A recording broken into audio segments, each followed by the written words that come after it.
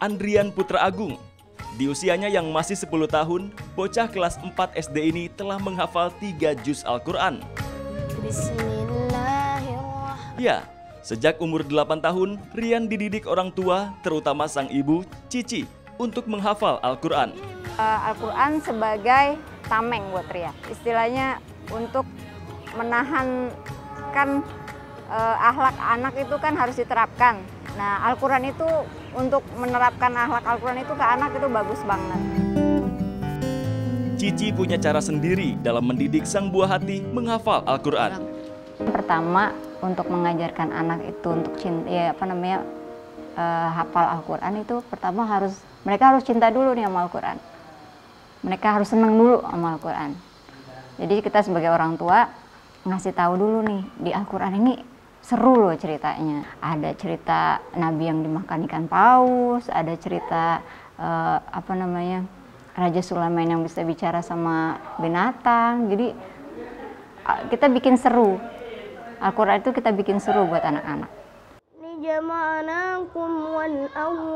Nah, lebih seru Quran daripada game itu. Kan game kan nggak beneran ada gitu kan. Tapi kalau Quran ini terasa bener-bener ada kan. Kalau Quran kalau dibaca seru gitu. Gitu. Jadi kayak jalan-jalan ke zaman dulu, jalan-jalan ke surga, jalan-jalan ke neraka, ngelihat para nabi zaman dahulu gitu. Ya ashiqal Mustafa.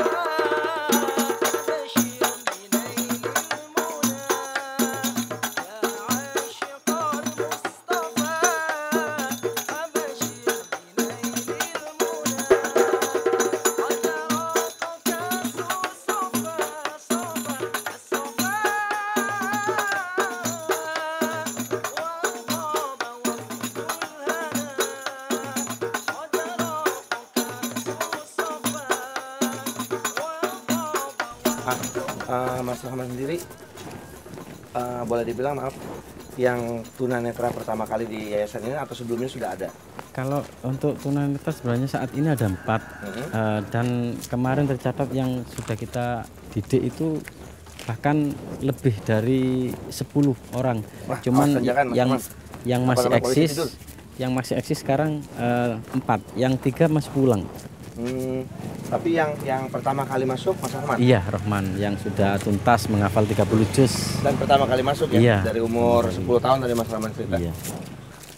Mas Rahman, kita kan belum tahu nih, pemirsa juga pasti penasaran dong, Mas Rahman sehafal apa sih sama Al-Quran?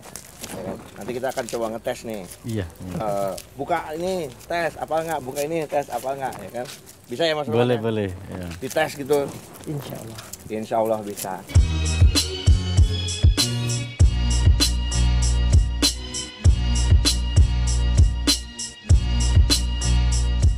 Pemirsa pasti penasaran nih sama sehebat apa, sehafal apa Mas Rahman kepada Al-Quran.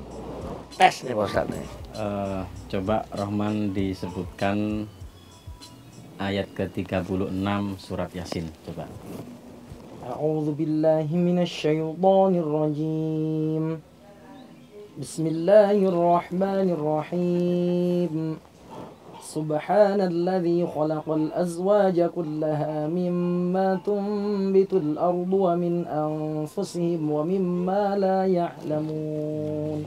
Atau barangkali kurang sulit, Yang lebih susah Pak Ustadz. yang lebih susah ya. Yang lebih susah. Jadi Intermediate. coba Rahman dilanjutkan. Wa ma Muhammadun illa rasulun qad khalat. Coba dilanjut. Wa ma Muhammadun illa rasulun qad khalat min qablihi ar-rusul afa imma aw qutilan qalabtum ala a'qabikum wa man yanqalib ala 'aqibaihi falan yadurrullaha syai'a. Speechless. Asli speechlessnya. Ya kan dikasih kayak gitu aja langsung tahu sambungannya di mana. Tadi pas surat Yasin ayat 36 gue masih ngitung.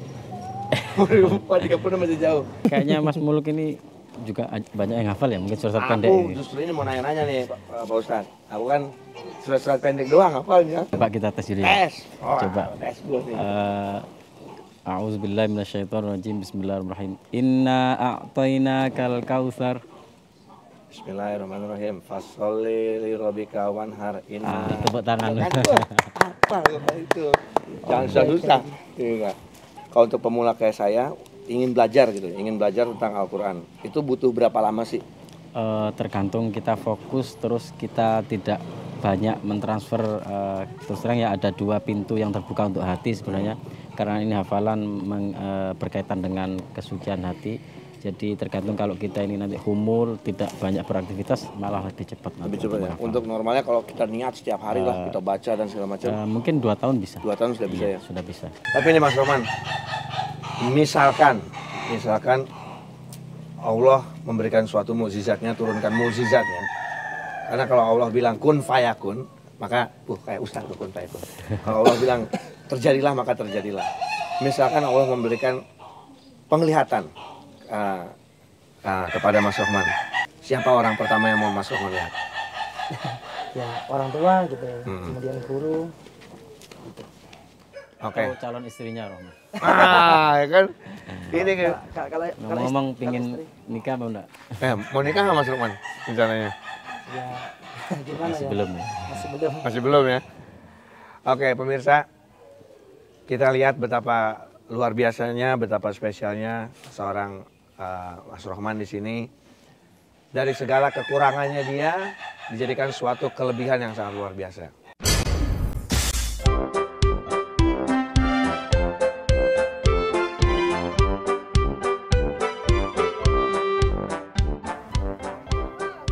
Ini kalau bulan puasa kayak gini, buka puasa paling enak tuh pakai apa, Pak? Es seger. Yang manis-manis. Waduh, buka pakai saya dong berarti ya.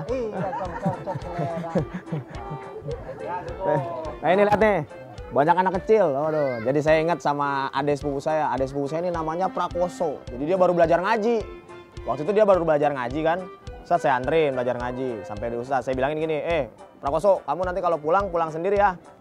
Terus dia pas pulang ke rumah, maghrib lewat kuburan. Waduh, ada setan gangguin kuntilanak. What? Namanya orang baru belajar ngaji nih, si Prakoso nih, ketemu setan, dia langsung baca doa. Allahumma barik lana fima razaqtana wa qina adzabannar. Waduh, setannya kabur.